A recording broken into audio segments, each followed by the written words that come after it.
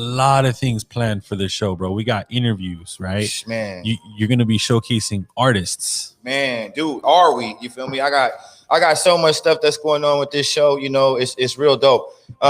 You know, we just gonna try to fill the void, man. And this show is gonna be no gossip. We ain't doing no gossip. I'm not tripping on what none of these brothers are talking about or what they're going through, especially if they're not trying to uplift the community or they're not trying to uplift this culture of hip hop.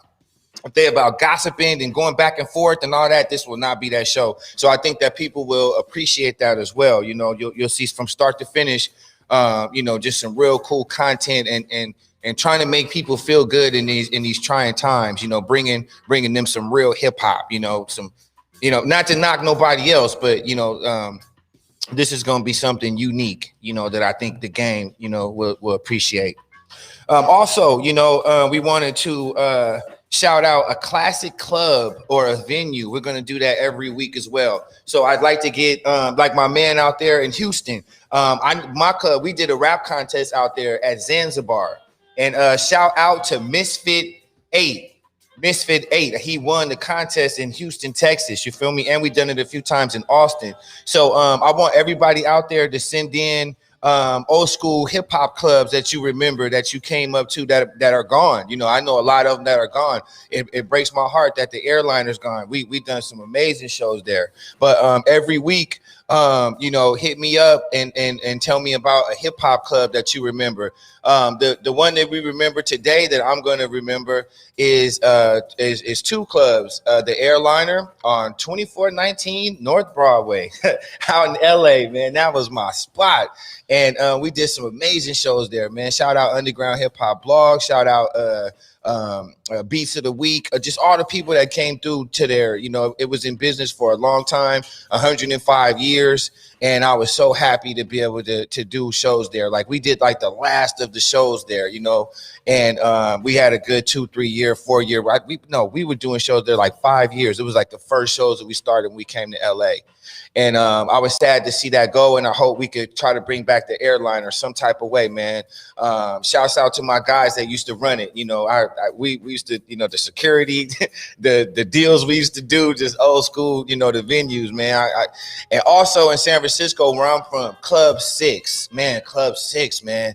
I did a show at Club 6 with the Jacka. Rest in peace, man. That was my partner, man. The Jacka, right? He was so cool. And we did a show, and it had all 3 rooms. If you know Club 6, if you ever been there in San Francisco, it had 3 rooms. You feel me? Oh, yo, for sure. I'm gonna get at y'all. Thank you for the people in the comment. But so it had all 3 rooms, and I booked the Jacka. And all these independent artists with the Jacka. And at the time, it was like 2011, 2010, 2012. The Jacka was hot as fish grease. I'm talking about that brother. And everybody wanted to play with the Jack. And I remember he came and I booked him. He came hella early. The Jack came hella early. I'm at the sound check like 7. He came hella early, like 7:30.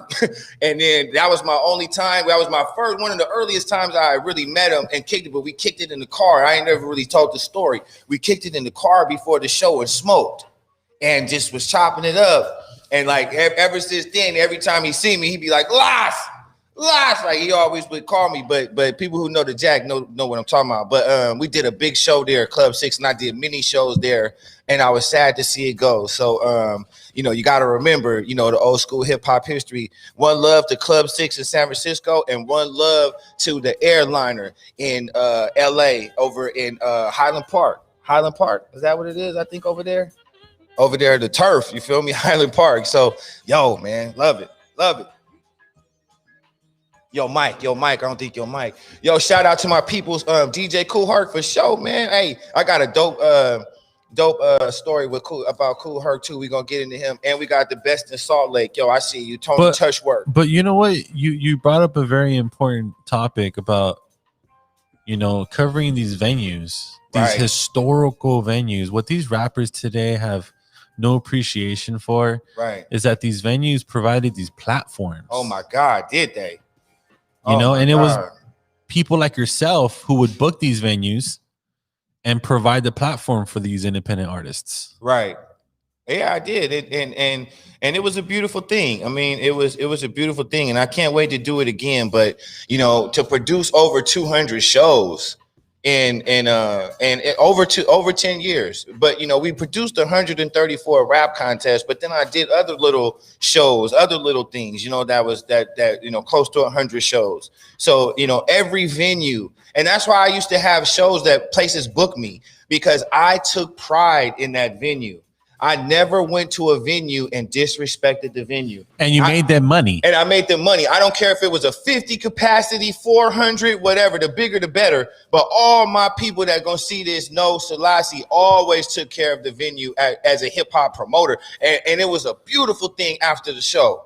When they like, man, I ain't seen nothing like that ever in my life. Like, that was a dope show. How'd you do that? People used to tell me, they're like, how did you do what you did? I said, man, we know how to book artists. And those topics, we could go on for multiple episodes on the principles and the proper business practices on how to acquire a venue, how to build relationships with these venues, right? How to book artists for these venues, right? And most importantly, at the end of the day, how to make money, but honest money, right? Not gaffling them, not playing them. Like, you know, a lot of people didn't have the respect for venues. I mean, I remember that, you know, and they wouldn't get booked. And I was always like a young West Coast Puffy, because I was a black promoter that was getting venues.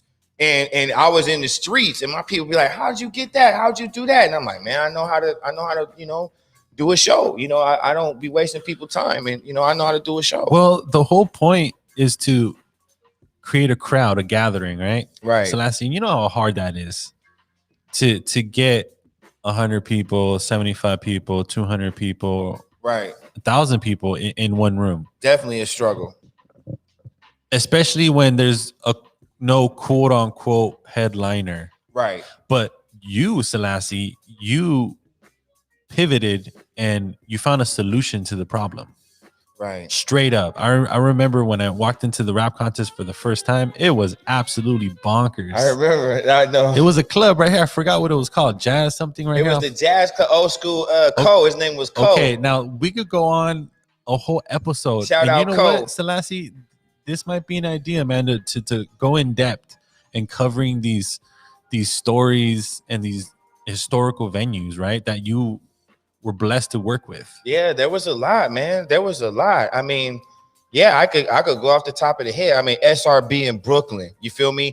The spot out in Hartford, Connecticut. And these people took the chance on me, but we were so professional, me and my partner Gina, we were so professional that when we did shows, you know, from the beginning, before they even seen us, the press release, like, they would be amazed. We would do the press release. We would do the flyers. We would do the promotions. We would book the judges. We would do everything. So they provided the space, and the night of the show at about 10 o'clock, when I go to the bar to get a drink, they're like, man, this is cracking. How did you do this? I'm like, well, I know how to book independent artists. Like, I have a selfless way to bring us together. And that's why it always worked, because it was a selfless venture. It wasn't just me doing it for me. It primarily started from me trying to give independent artists like myself a platform.